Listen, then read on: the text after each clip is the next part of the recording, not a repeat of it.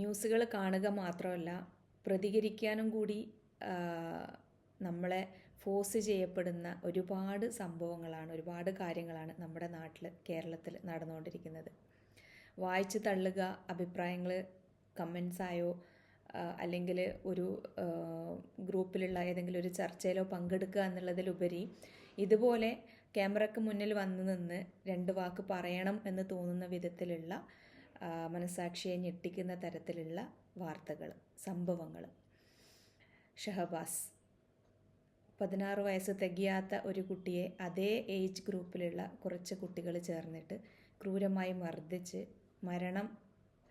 മരിക്കാൻ ഉതകുന്ന വിധത്തിലുള്ള കാര്യങ്ങൾ ചെയ്തിട്ട് മനസമാധാനത്തോടെ ഇന്ന് അവർ എക്സാം എഴുതാൻ പോവാണ്. അവരുടെ എന്താ പറയുക, അവർക്ക് കിട്ടേണ്ട അവകാശങ്ങളെപ്പറ്റി സംസാരിക്കാനും ഒരു വിഭാഗം. ഇതേ ഏജിലുള്ള ഒരു മകൻ്റെ അമ്മയാണ് ഞാൻ. എനിക്ക് തോന്നുന്ന ചില കാര്യങ്ങൾ ക്യാമറയ്ക്ക് മുന്നിൽ വന്നെന്ന് പറയണം, അറിയിക്കണം എന്ന് തോന്നിയത് കൊണ്ട് മാത്രം പറയുന്ന ചില കാര്യങ്ങൾ. നമ്മളിപ്പോൾ പറയുന്നുണ്ട് കുട്ടികൾ വളർത്തു ദോഷത്തെപ്പറ്റി, അല്ലെങ്കിൽ ഒരു സിനിമ കണ്ടു കഴിഞ്ഞാൽ ഉണ്ടാകുന്ന ഇമ്പാക്റ്റിനെ പറ്റി, അതൊക്കെ നമുക്ക് വഴിയെ പറയാം.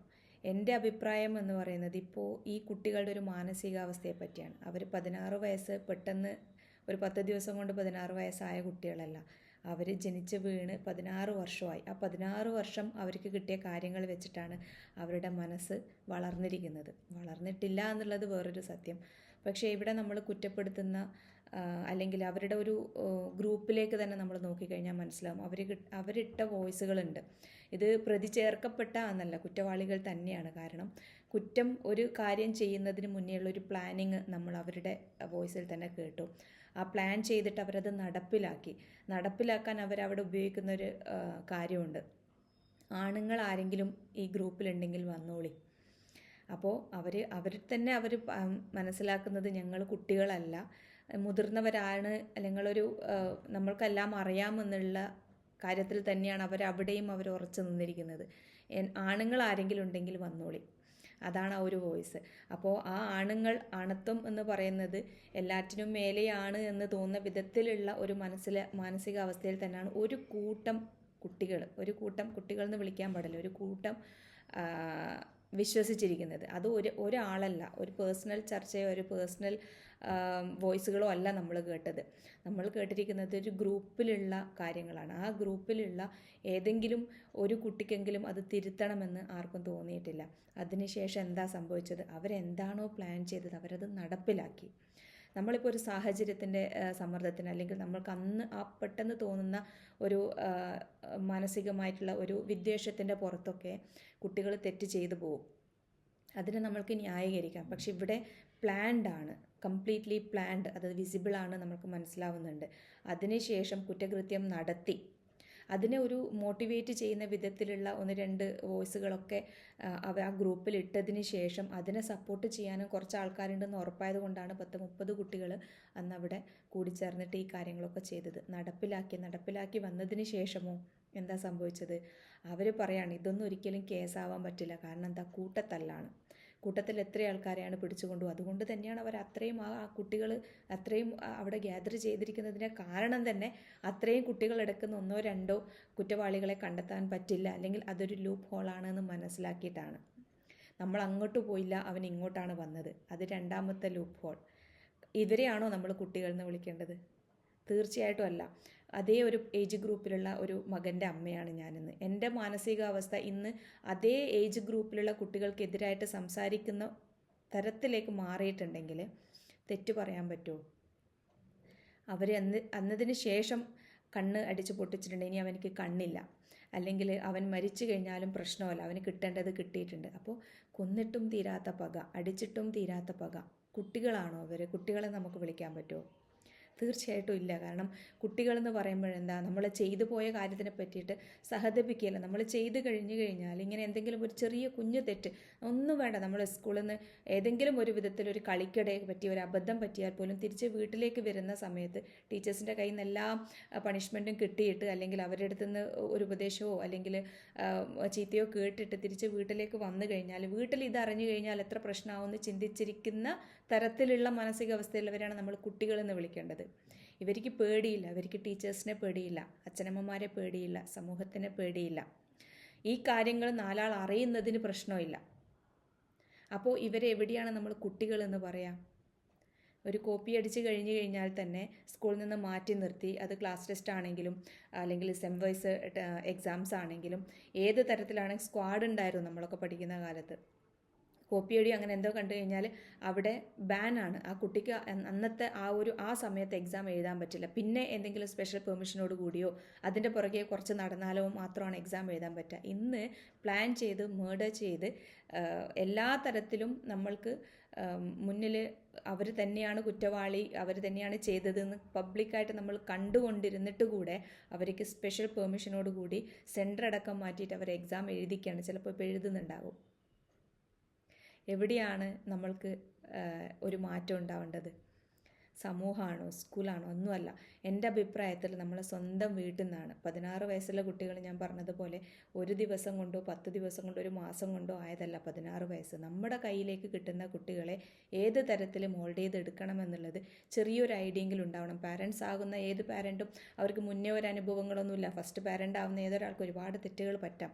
പക്ഷേ തെറ്റിനെ തെറ്റ് എന്നും പറഞ്ഞ് മനസ്സിലാക്കി കൊടുക്കേണ്ടത് തീർച്ചയായിട്ടും പാരൻസ് തന്നെയാണ്. അപ്പോൾ ആ തെറ്റിനെ തെറ്റെന്ന് പറഞ്ഞാൽ മാത്രമേ ഒന്നും അറിയാത്ത കുട്ടികൾക്ക് അത് തെറ്റാണെന്ന് മനസ്സിലാക്കാൻ പറ്റുള്ളൂ. അവരൊന്നും പഠിച്ചിട്ട് വരുന്നവരല്ല. നമ്മളുടെ പ്രതികരണത്തിലൂടെ, നമ്മളുടെ ഉപദേശത്തിലൂടെ, നമ്മളുടെ ശാസനയിലൂടെ മാത്രമേ അവർക്ക് തെറ്റിനെ തെറ്റായി കാണാൻ പറ്റുള്ളൂ. തെറ്റ് ചെയ്താനുള്ള ശിക്ഷയല്ല, തെറ്റ് ചെയ്ത് കഴിഞ്ഞാൽ എന്തുകൊണ്ട് തെറ്റ് ചെയ്യരുത് എന്നുള്ള രീതിയിലുള്ള കാര്യങ്ങൾ നമ്മൾ പറഞ്ഞു കൊടുക്കണം. നമ്മൾ പാരൻസ് പറഞ്ഞു കൊടുക്കണം. എന്നിട്ടാണ് അവരെ നമ്മൾ സ്കൂളിലേക്ക് വിടുന്നത്, എന്നിട്ടാണ് അവർ സമൂഹത്തിലേക്ക് ഇറങ്ങുന്നത്, എന്നിട്ടാണ് ഒരു സിനിമ കാണാൻ പോകുന്നത്. ഇന്ന് സിനിമയെ കുറ്റം പറയുന്നുണ്ട് ആൾക്കാർ. സിനിമ കണ്ടിട്ടാണ് ഇങ്ങനെ ആവുന്നത്. എൻ്റെ അഭിപ്രായത്തിൽ ഞങ്ങളും മാസത്തിൽ 1-2 സിനിമ കാണാൻ പോകുന്നതാണ് വിത്ത് ഫാമിലി. കുട്ടികളെ അടക്കം 13ഉം 10ഉം വയസ്സായ മക്കളുടെ കൂടെ തന്നെ ഏത് തരത്തിലുള്ള ഫിലിമിനും പോകുമ്പോൾ നമുക്കൊരു കോൺഫിഡൻസ് ഉണ്ട്. ആ സിനിമ കാണുന്നത് ഏതെങ്കിലും ഒരു റീൽസിൽ കാണിക്കുന്നത് പോലെ ഒരു 30 സെക്കൻഡ്സ് അല്ല, first to end, starting to end. ഒരു 2.5 മണിക്കൂർ നമ്മൾ കാണുമ്പോൾ അത് സ്റ്റാർട്ടിങ്ങിൽ ഏത് തരത്തിലുള്ള വയലൻസ് ആണെങ്കിലും, ഏത് തരത്തിലുള്ള നെഗറ്റീവ്സ് കാര്യങ്ങളാണെങ്കിലും, എങ്ങനെ മോട്ടിവേറ്റ് ആയാലും, എങ്ങനെ ഇൻസ്പയർഡ് ആയാലും, ദ എൻഡ്, ക്ലൈമാക്സ് എന്ന് പറയുന്നൊരു സംഭവമുണ്ട്. ആ ക്ലൈമാക്സിലേക്ക് വരുന്നതിന് മുന്നേ ഇത്രയും സമയം ചെയ്ത അല്ലെങ്കിൽ ഇത്രയും സമയം നെഗറ്റീവായിട്ട് ഇൻസ്പയർഡ് ആയ അതേ കുട്ടി ലാസ്റ്റ് ക്ലൈമാക്സ് കാണുമ്പോൾ അവിടെ സംഭവിച്ച എല്ലാ പോസിറ്റീവും നെഗറ്റീവും വിശകലനം ചെയ്യാൻ ഉതകുന്ന തരത്തിലുള്ള മനസ്സിലായിരിക്കണം ആ കുട്ടി കാണുന്നത്. അല്ലാതെ നെഗറ്റീവ് മാത്രം, വയലൻസ് മാത്രം മനസ്സിലേക്ക് എടുത്തിട്ട് അത് മാത്രം മനസ്സിലേക്ക് വെച്ചിട്ട് പോകുന്ന തരത്തിലാവരുത് നമ്മുടെ കുട്ടികൾ, അല്ലേ? അല്ലാതെ നമ്മൾക്ക് എങ്ങനെയാണ് ഒരു സിനിമയെ കുറ്റം പറയാൻ പറ്റുക? ഇൻഫ്ലുവൻസ് ആവാം.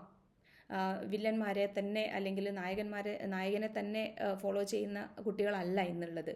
വില്ലത്തരവും കൂടുതൽ ഇഷ്ടപ്പെടുന്നതാണ്. പക്ഷേ അതിൻ്റെ ക്ലൈമാക്സ് എന്ന് പറയുന്നതും അതേ സിനിമയിൽ നമ്മൾ കാണുന്ന സ്ഥിതിക്ക് അത് രണ്ടും കൂട്ടി നമ്മൾ മനസ്സിലാക്കേണ്ട തരത്തിലുള്ള മക്കളെ ആണ് നമ്മൾ വളർത്തിക്കൊണ്ടുവരേണ്ടത്. വളർത്തു ദോഷം എന്നുള്ളത് വേറെ തരത്തിലുള്ളത് മാത്രമല്ല, ഇതും ഏറ്റവും ഭീകരമാണ്. ഇത് നമ്മളെ ഒരു വീടിനെ മാത്രമല്ല, ഇതിപ്പോൾ എന്താ പറയുക, നമ്മൾക്കിപ്പോൾ ഈ തരത്തിലുള്ള ബുദ്ധിമുട്ടുണ്ടാക്കുന്നത് ഒരു വീടിനെ മാത്രമല്ല, ഒരു വീട്ടിലുള്ള അച്ഛനമ്മേനെയോ അവിടെ താമസിക്കുന്ന സിബ്ലിങ്സിനെയോ മാത്രമല്ല.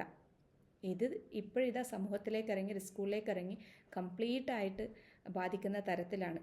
ഞാൻ പറഞ്ഞല്ലോ, ഞാൻ ഒരു കേരളത്തിൽ ജീവിക്കുന്ന ഒരാളല്ല. ഞാൻ മലയാളിയാണെന്ന് അഭിമാനത്തോടെ പറഞ്ഞുകൊണ്ടിരുന്ന, പണ്ടൊക്കെ കണ്ണൂർ അല്ലെങ്കിൽ ഇത് പൊളിറ്റിക്കലി ഇൻകറക്റ്റ് ആണോ എന്നറിയില്ല, ഈ ഒരു എന്താ പറയുക, രാഷ്ട്രീയ കൊലപാതകങ്ങളൊക്കെ ഒരുപാട് നടക്കുന്ന ഒരു സ്ഥലത്തിൻ്റെയൊക്കെ പേര് പറഞ്ഞ് ഞാൻ അവിടെ അടുത്താണ് എന്ന് പറഞ്ഞ് പരിചയപ്പെടുത്തുമ്പോൾ ഈസി ആയിരുന്നു എല്ലാവർക്കും ആൾക്കാരിലേക്ക് എത്താൻ. പക്ഷെ അതും ഒരു എന്താ പറയുക, എല്ലാവരുടെ അടുത്തും പറയാൻ പറ്റില്ല, ഒരു പബ്ലിക്കായിട്ട് പറയാറേ ഉണ്ടായിരുന്നില്ല. കാരണം അതൊരു മോശമാണ് എന്ന് മനസ്സിലാക്കിയത് കൊണ്ട് തന്നെ ആ ഒരു പ്ലേസുകളൊന്നും പറഞ്ഞ് പരിചയപ്പെടുത്താറുണ്ടായിരുന്നില്ല. പക്ഷേ ഇന്ന് അതേ ഒരു മനോഭാവമാണ്. ഞാൻ കേരളത്തിലാണ് എന്ന് പറയുമ്പോൾ അവർക്ക് ചോദിക്കാൻ നല്ല കാര്യങ്ങളല്ല, ഒരുപാട് ചീത്ത കാര്യങ്ങളാണ് ആദ്യം ലിസ്റ്റിലുള്ളത്. അപ്പോൾ പുറകോട്ടൊന്ന് മാറി നിൽക്കേണ്ട ഒരു അവസ്ഥയിലാണ് നമ്മൾ പുറത്തുള്ള മലയാളികൾക്ക് പോലും ഇപ്പോഴുള്ളത്. പറഞ്ഞു വരുന്നത് വേറൊന്നുമല്ല, ഈ സിനിമയെ പറ്റിയും അവരുടെ ഒരു ഇൻസ്പിറേഷനെ പറ്റിയും അവർ ഇൻഫ്ലുവൻസ് ചെയ്യുന്ന കാര്യങ്ങളെയും പറ്റി പറയുന്ന ആൾക്കാരെടുത്ത് അല്ലെങ്കിൽ എനിക്ക് ചോദിക്കാനുള്ളത് ഇത്ര മാത്രമാണ്.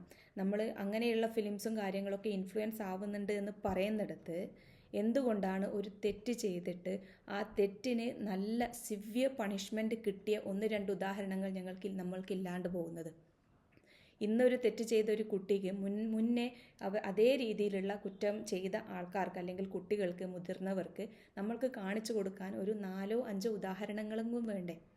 ഒരു പണിഷ്മെൻറ്റ് കിട്ടിയ, ഒരു നല്ല രീതിയിൽ ശിക്ഷ കിട്ടിയാൽ അവരുടെ ലൈഫ് എൻഡാവുന്ന തരത്തിലുള്ള ബുദ്ധിമുട്ടുകൾ അനുഭവിച്ച കുറ്റവാളികളെ നമുക്ക് കാണിച്ചു കൊടുക്കാനുണ്ടോ?